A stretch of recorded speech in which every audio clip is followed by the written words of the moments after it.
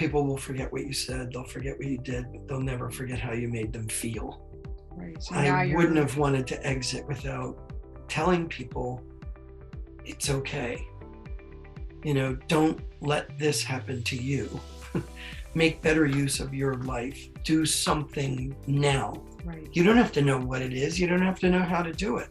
Just start being yourself. Boy, I'm talking into the mirror right now as I'm saying this, because all of those stories that we talked about, right? I wasn't standing up for myself. I wasn't owning who I am. I'm marked, you know, and still then I'm like, I'm going to fight it. I'm going to put foundation on it and hide it from everybody. You know, I had to be taken to that point where I couldn't hide it anymore. When she smiles at you, she'll say, angels don't lie.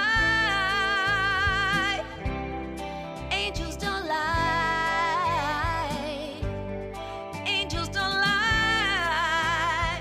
No, no, angels don't lie. Angels don't lie. No, no, no, no. I put this on that we were going to talk about spiritual awakenings, because not everybody's is going to look the same, right? Your spiritual awakening for your soul, for your, and this is not some like, you know, woo, just, you know, bullshit. This is your soul coming fully embodied to live this life full. And so for your particular awakening, these events had to transpire. And like you were showing the ripple effect of how it was going to touch other people's lives, you know, the things that you said and what you did, like even you telling the story today at this particular time is having a ripple effect that we can't see, because the spiritual awakening in this time frame is what's based in love has to rise to the surface, but what's based in fear can no longer be. And that is what's dissipating. Your story has been held in within you for all of this time, because this is the time to call the fear out. It is. And fear. So things that we've talked about before, and that I've had conversations with other people before as well, and I'm sure many of you have. You know, what I have come to learn is that, you know, wherever there is love, where we bring love into a space, fear cannot exist. There's no more room for fear. So the more love we bring in to a situation, to an event that we go to, right, to our everyday lives, to our entire lives, the less fear can exist. And I love to look at it, and I'm a very visual person. So the way I love to look at it is light and darkness, love being the light. And so it's the same thing. When you walk into a dark room, imagine just lighting a candle, right? And there's this glow of light around us, around it, the candle. And then I light Jeannie's candle, and she walks over there a little bit, and our light kind of meets somewhere in the middle, you know, and we start lighting up more of the dark space. And the more of us that carry that light and that bring that light into our everyday existence, the less darkness can take root. Everybody is the light. Everyone is the light. Everybody is the light. Like everyone is the light. It is not just hand-picked people. This is not, this is everyone is the light. And the remembrance of it is sometimes we have to go to these places where you're sitting across a bunch of doctors and they're not hearing you. And they're saying, no, there's something wrong with you. The next huge thing is, it became apparent to me, because I thought in that life review and everything, I thought, oh my God, be careful what you wish for. That was part of my contract. And I thought without question that I was dying. And Did a piano drop? That was the piano. The piano was the electrical storm, me being kept awake for 2 nights. And this like crazy experience that just, I started feeling energy swirling through my body, and it would go down through my toes, and I would kind of kick it out. And then it would start again up here and just start swirling. I mean, all of these different pieces of events took place over hours of time. But at a certain point, I understood or believed that I wasn't going to die. And that was quite a relief Oh, because yeah. my sadness came from not the fact that I was going to die, but that I didn't have a chance to say goodbye. Mm. Right? People will forget what you said, they'll forget what you did, but they'll never forget how you made them feel. Right. So now I wouldn't you're have wanted to exit without telling people it's okay. Don't let this happen to you.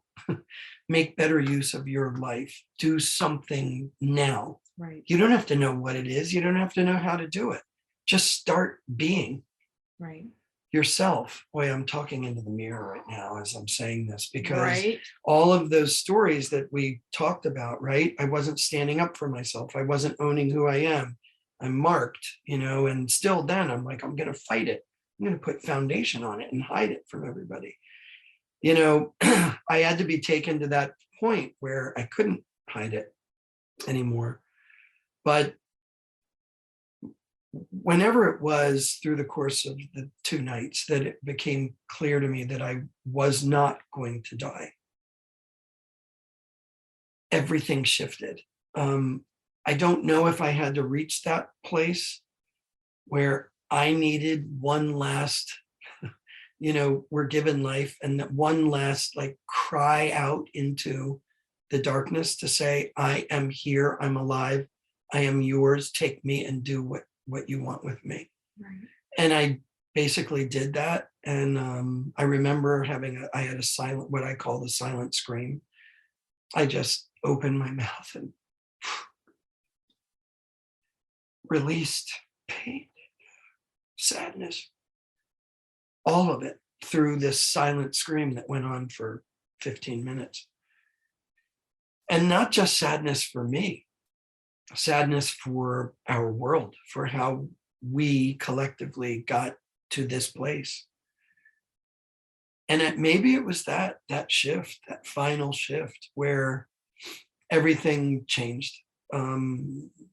My body physically opened from my crown chakra down to my toes. I mean, to the point, and yes, I was still out in this position. But did you know about chakras then?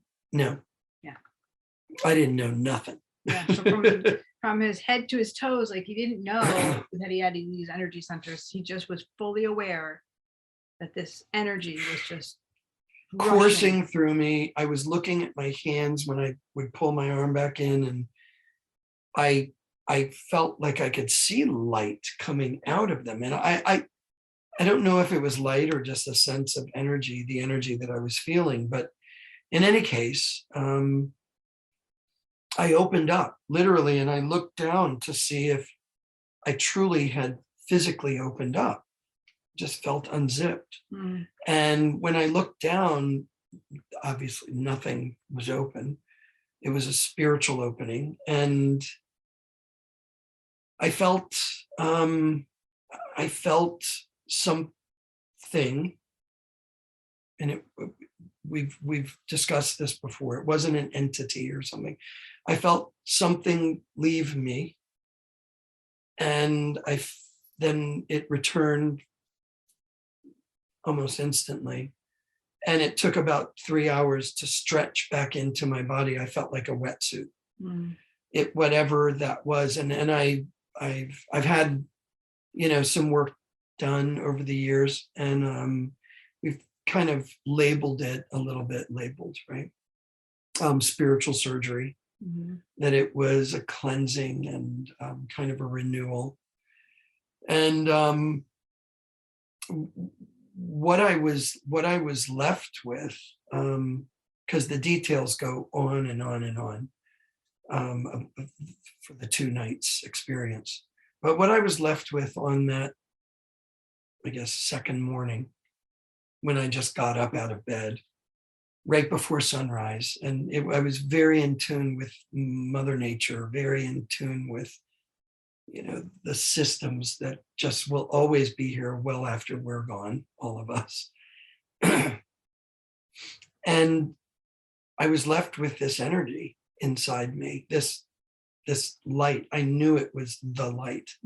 I knew it was God's love. And I kept describing it as the light. And I got dressed and walked outside. I lit 3 candles out in the living room. I didn't know what I was doing, why I was doing it. I did go and look.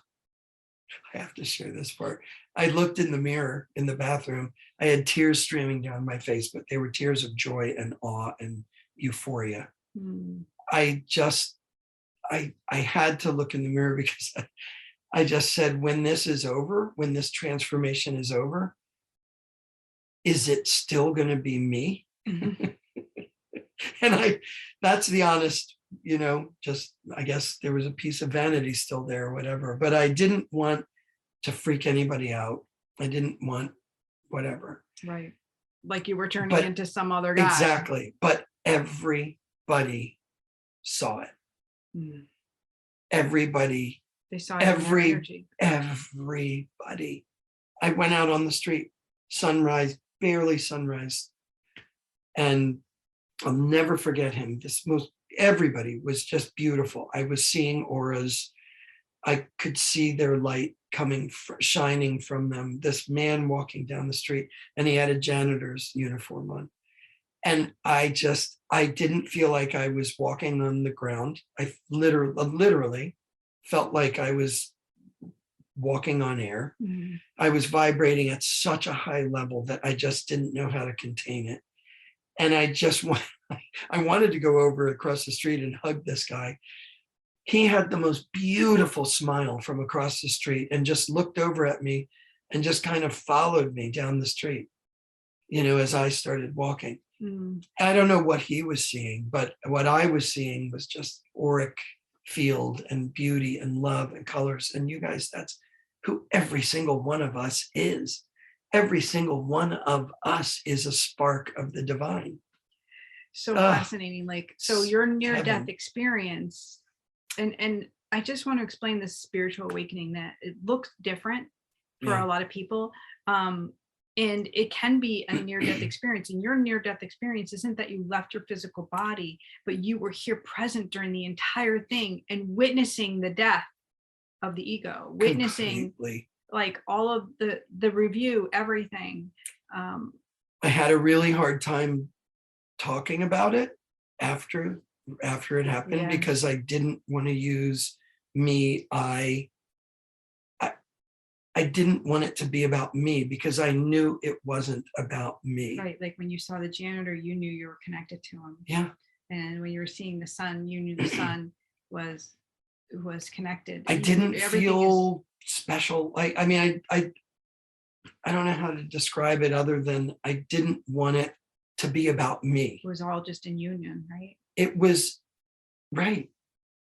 Like that's a beautiful way to say it. Everything moves in union always, not like when we die, we still move in union. Right. It's not over. Like we are still in union with our family and the universe. Like everything just it's energy. Since all of this has happened, I've become so keenly aware of the duality that we're spiritual beings here having a physical experience.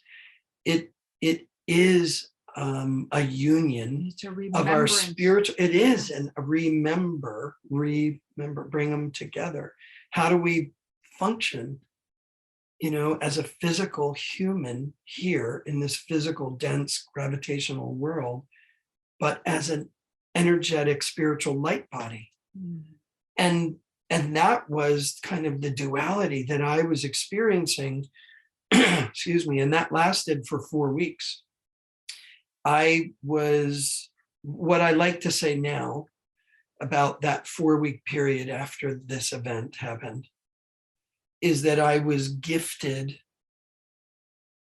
a glimpse of the divine And I experienced life behind the veil while I was here in this physical incarnation.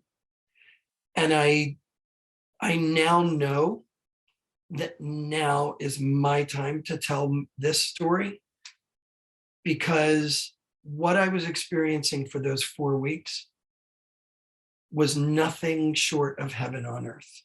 So your experience, and I think this is the most important thing the angels keep bringing to me, like over and over. I keep hearing God saying it, like this is the moment, like all of the angst, and like not that you had angst, I think that's probably the wrong word, but all of the kind of waiting and wondering, like what am I going to do with all this? Yeah. Now it's all coming here, and you've been able to share intimate pieces with different people throughout, this last 20 something years. But now here we're reaching this space where everyone's going to hear all parts of this, the good, the scary, the fear-based ones, and then witness the miracle, because it's in the witnessing of the miracle to see our own selves in the dark, even though our stories aren't the same, even though we don't have what you had, we can understand the pain and the suffering because we all have our own. Right. And then to put our hand on the desk to say, that's not how my story is going to go, because to trust that God has a better way than what man-made rules are. I've got this way. So you're floating in New York City. You're floating. I was floating through New York City. You're floating. I was sharing little things with people, not specific to little energy exchanges, little words, little moments of like catching the guy's eye, like right, of sending him love, of being like, I recognize you. But even in having conversations and sharing some of the I keep doing this, the download information that it truly wasn't coming from me, with people like Donnie Deutsch, who owned the agency where I was. And I'll never forget having a 2-hour conversation with him after hours one evening, which wasn't surprising. We would do that quite often, just sit and chat and stuff. But one night in his office, just a few nights later after the event, from 6 to 8 or something, and he was ready to go at 6 o'clock when I barged into his office and said, hey, I need to talk to you. And I just started talking at him, downloading information. And by the end of the 2 hours, he was sitting there, tears streaming down his face. And he came over to me and he said, I don't know what's happening. I cannot describe what I'm feeling. There's almost like there's too much energy in my office that I can't stay in here any longer. And he came over and I told him nothing of the details of my experience. And he kissed me on the forehead and he said, it's almost as if you've been blessed. And I just stood there and sat there and just thought, what is he even talking about? Like I was just talking to him and telling him he needed to take a stand and stop playing so small, and all the things that I need to say in the mirror on a daily basis to myself. It's fascinating when I can totally relate to this in my own experience. Like when I first started using my gift in the way that God asked me to, it was very different than when I was like, I'll just say like kind of playing it small in my fear-based play way. But when I started to really like, the death of the ego, whatever, I'm in church and God said to me, I want you to talk to this man. I need you to talk to doctor. This man, he's a doctor. I knew who he was. And I was like, well, I don't want to go. He's like, nope, you need to go up to him. And this is what you need to say. And I did. I went up to him and then the words just came out. And I'm like, God is saying we have to talk. Wow. And so I gave him what God gave me, and he just stood there and he held it and he was like, okay, like, all of this stuff, all this love that nobody else knew, that he was living in internal suffering. And then we were able to connect and really work through some of that stuff, which was like what you were doing you were just channeling, you were just being of service. I was being of service. And this goes back to that point, I think, that I mentioned in the beginning. I'm an uber responsible guy. Mhm. So I was carrying the weight. You said angst before, and you're right. It's not angst, but it was the weight of the responsibility that I knew this wasn't for me. Mm, It wasn't a gift for Ham Brower. mm, It was something that I guess I was supposed to process and talk about little bits with people here and there and share. And somehow I became kind of the guy who, much to my own chagrin, I didn't want to be this guy. I would start talking at everybody's celebration of life or memorial service because I had this experience were and the been guy. given a glimpse of behind the veil. Yeah. And what I would share with these people collected to celebrate a life, was where I knew their loved one was, yes. where they are, and that they're right here. It's not like heaven is not a place. That's Anita here. Morjani, right? It's a veil. state of being. Yeah. And it is a veil. It's like, It's like if we open the space, the veil isn't like even literal. Right. It's energetic. It's all we have to do is surrender. extend our energy enough through our pain and sorrow and fear, and then we're there. Yeah.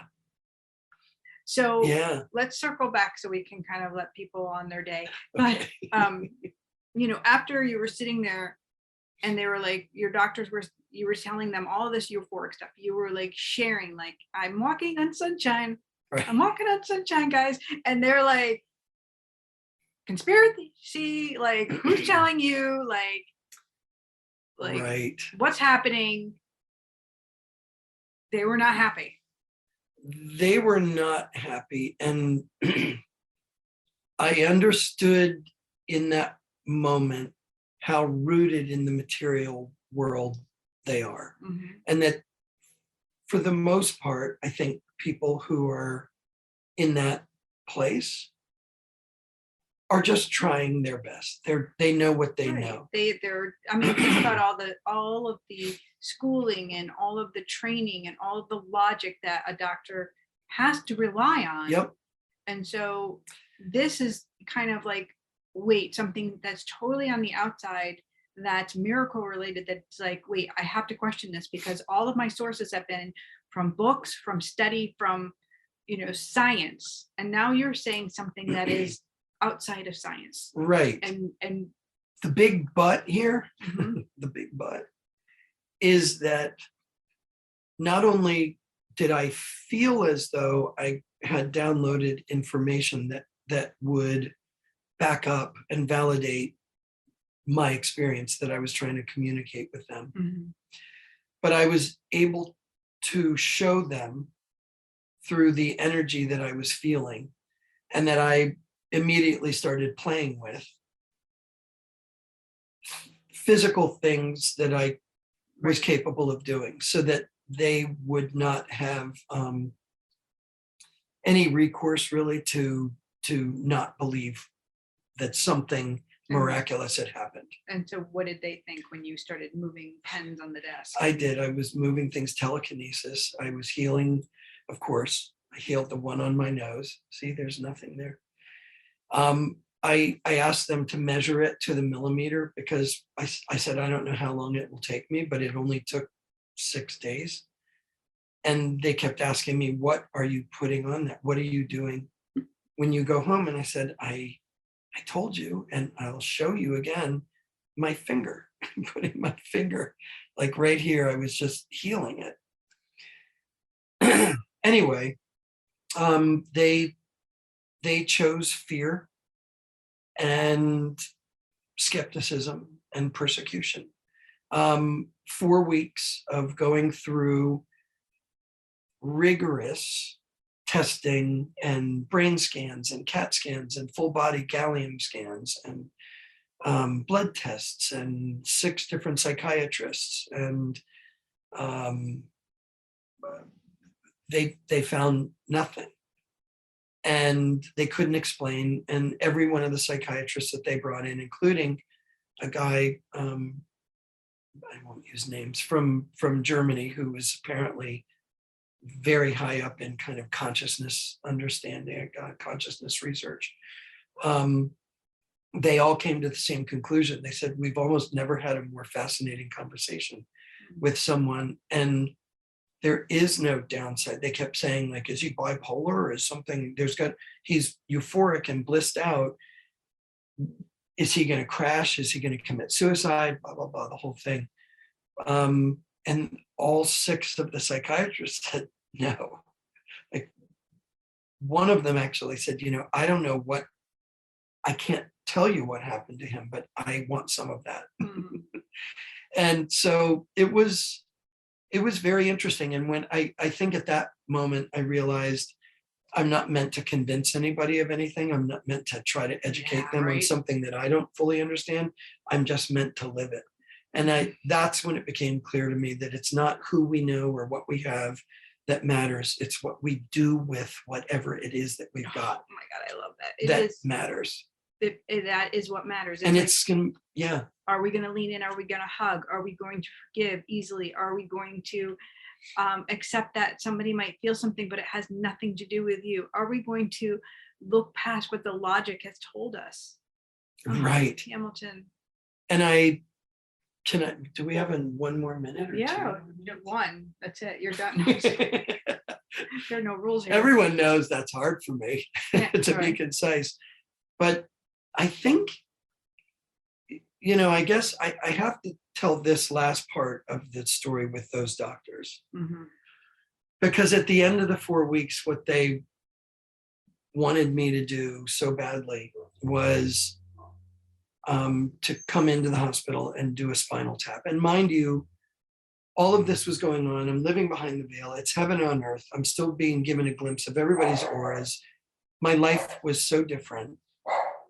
And yet I was able to balance it all and maintain it and maintain this energy.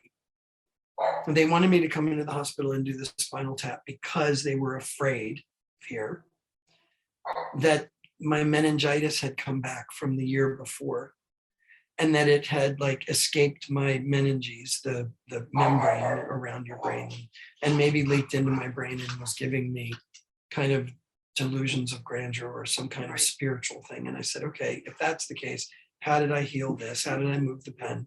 Whatever. So they got me to come in to the hospital because they thought that was going to maybe happen. The spinal tap that they wanted me to have. And I was kind of resisting it because a spinal tap is not fun. And I'd had 5 of them the year before. 5? Yeah. And I knew that it wasn't that also. I knew it. Well, right. Because you were in your body. I was living it. Yeah. And I was having trouble, I guess, describing it, or so I thought. What I found out is that they were just yesing me the whole time. When I asked them to save my blood from all this stuff, they were yesing me. But in any case, I went in, had the spinal tap. My older brother was there. He just happened to be in town for a business meeting. Mm. I think at that point, my family was catching on that something wasn't normal. Because I was going a mile a minute and doing things and speaking other languages and stuff. It was wild.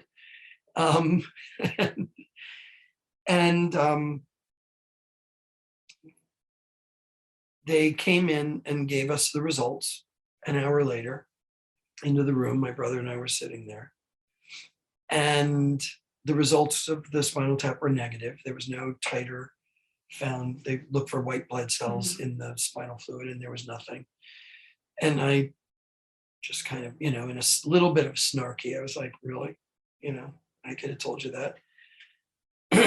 And for some reason, still to this day, I don't understand. The doctors, probably because of some of the things that I showed them that they couldn't explain away and their fear, decided to tie me to the gurney. I wasn't being violent. I wasn't saying, I've got to get out of here. Right. They literally leather strapped tied me to the gurney and said, we're going to treat you for meningitis again anyway.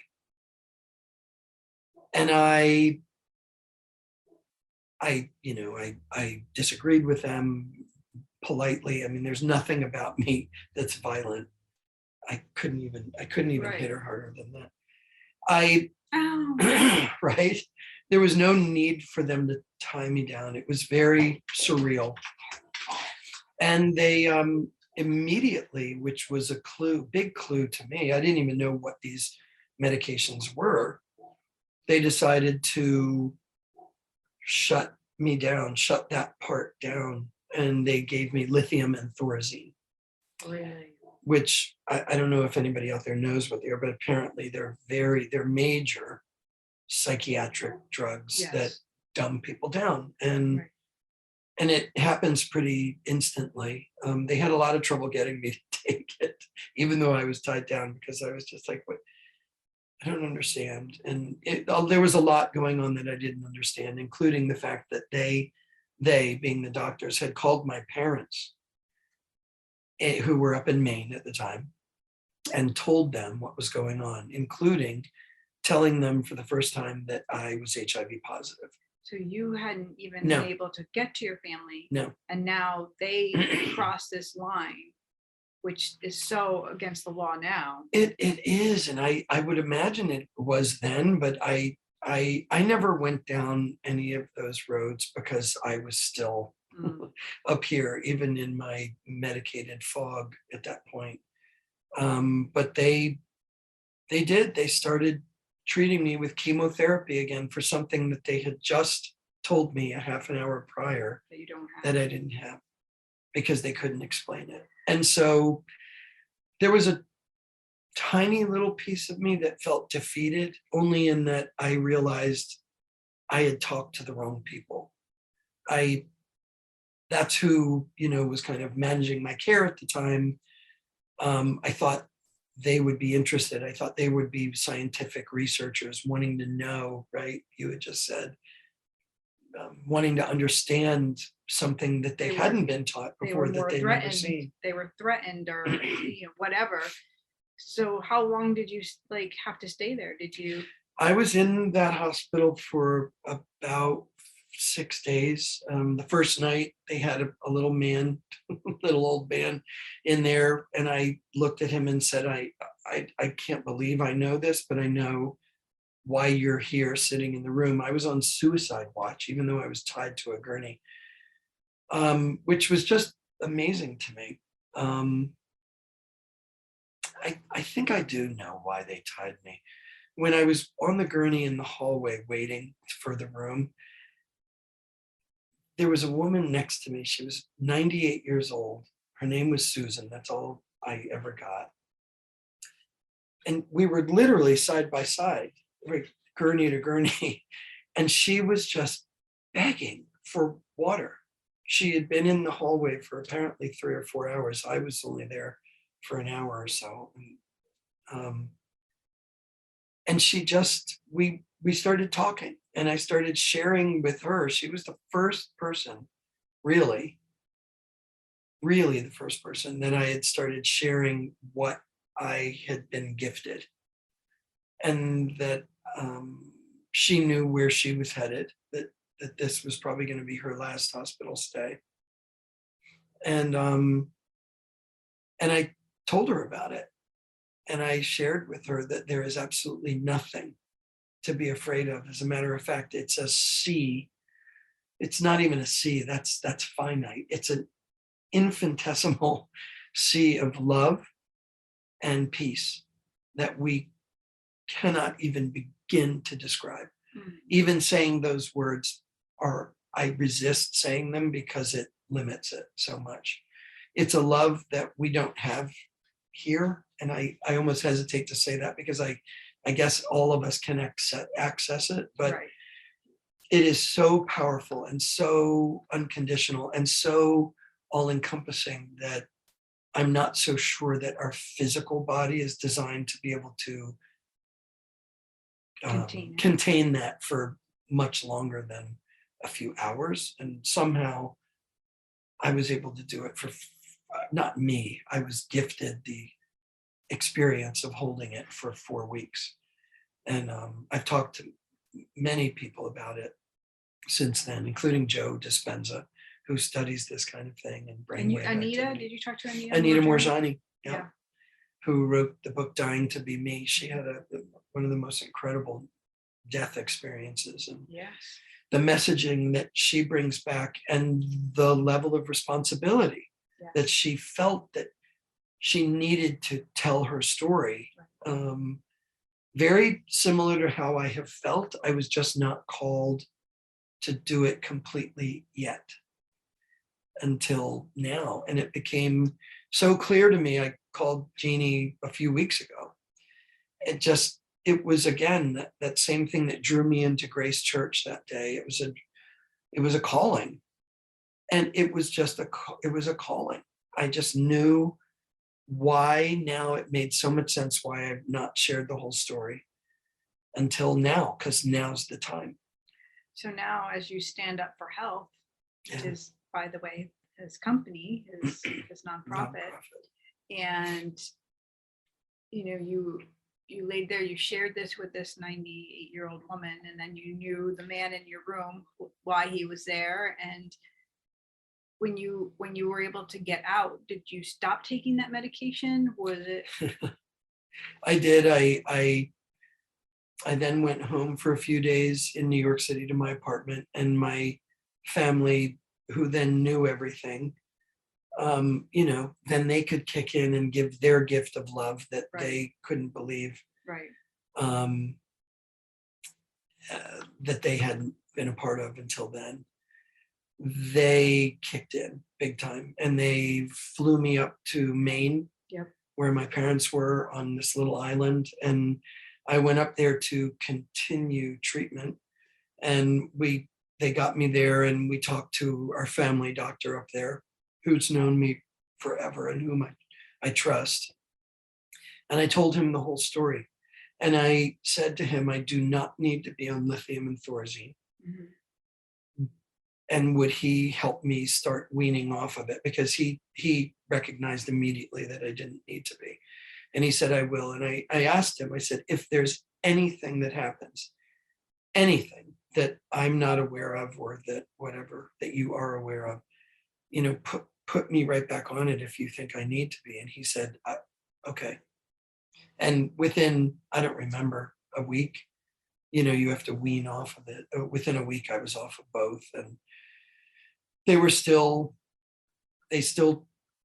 treated me. That's, my new pain point is they still treated me for a full round, 60 days of chemo for meningitis that I didn't have.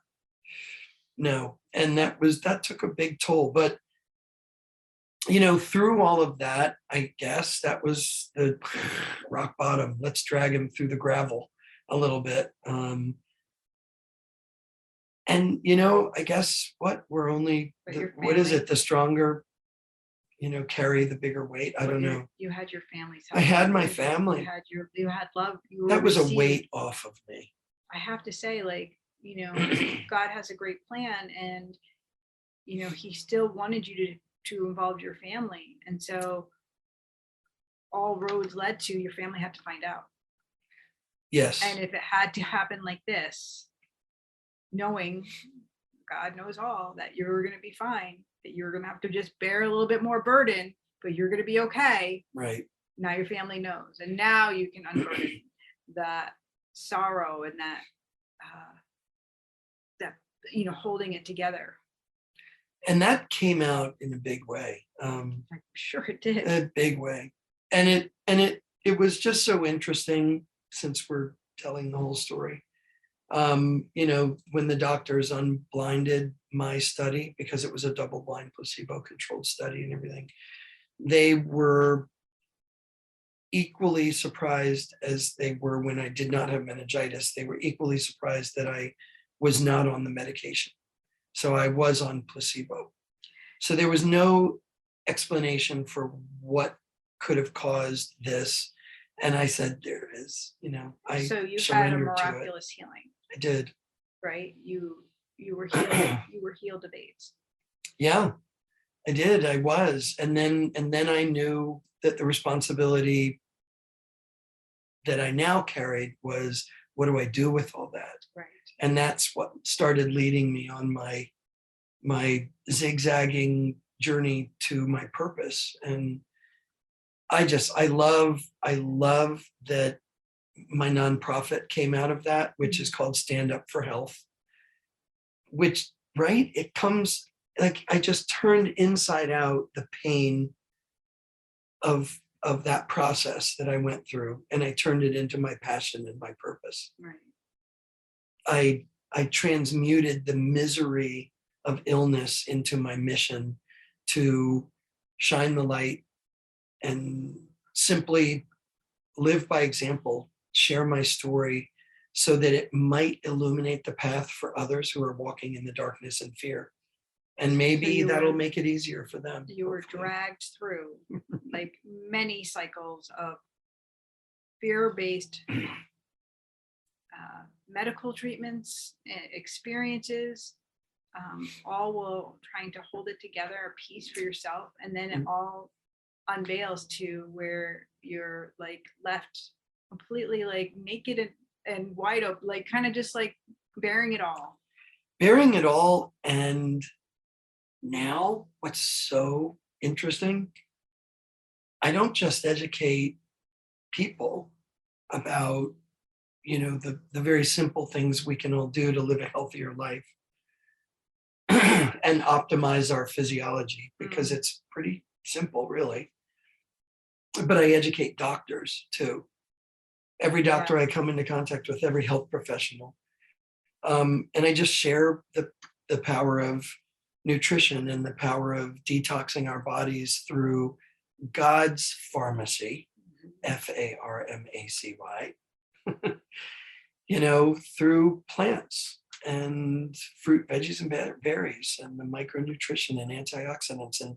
And now I understand the physiology behind it and what that's doing, that it's just helping every single one of us alleviate our toxic load, because we're all exposed to toxins on a daily basis. If you eat, drink water, and breathe air, you're exposed. And that will lead all of us to an opportunity to the potentiality of our true purpose and a life of thriving. And that's what I stand for now. All that stuff that we've talked about, it's the past. I know that it's shaped who I am today. And I wouldn't trade one second of it.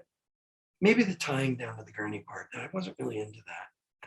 Right. But I wouldn't trade any of it in, because it's given me the passion behind my purpose and responsibility to share. I just feel So like it that's was it. another way God was showing you, because it was the second time you were tied down, second time you were like held down. Like the first time you wanted your boyfriend to hold you down, you were feeling stiff, you were willing for it. And now this time you were unwilling, but God was saying, like, I need you to release what you're holding inward. Oh, And it's physically coming to you. You're being like, you're tied down, but like, it's got to come out. And it was a forced hand. wow. But then once it was out, it's out and it's over. Wow, you're good. Be yourself, everybody. Be who you were designed to be. There are no mistakes, and we are not in control. And we're all here to represent that beautiful, delicious, unique piece of the puzzle that we are. I mean, that's how we all fit together and create this incredible visual. So true. Like the story to be continued. There's so much more, from the point of the healing, the point from Maine. But I do believe we talked a lot about that in the previous conversations we've had. And this is just ginormous. There's so many nuggets. And I would love for you guys, love, love, love for you to put in the comment section what your biggest takeaway, what stood with you today, what is touching your soul about what Hamilton shared about his experience with God. And this miracle man that sits next to me that has been healed and is shining. And in his own words, he is thriving. So we'd love to hear from you. If you've had an experience of spiritual awakening, a near death, and that you're living in a consciousness, conscious awareness, making decisions based on divine guidance rather than ego, like, let me know too, because I think this is what we touch upon all the time when we hang out, like conscious living. What's that look like for you? Do all of you know the longest road you're ever going to walk? The longest journey in this entire lifetime that any of us are ever going to walk. I know, because I heard it before, Do but that's you? okay. It's, want to know how far it is? It's far. Mm-hmm. It's 14 inches. It's about the distance between here and here. We all need, and I learned this the hard way, kicking and screaming, basically, to get out of our heads, to get out of the ego, and to get into our hearts.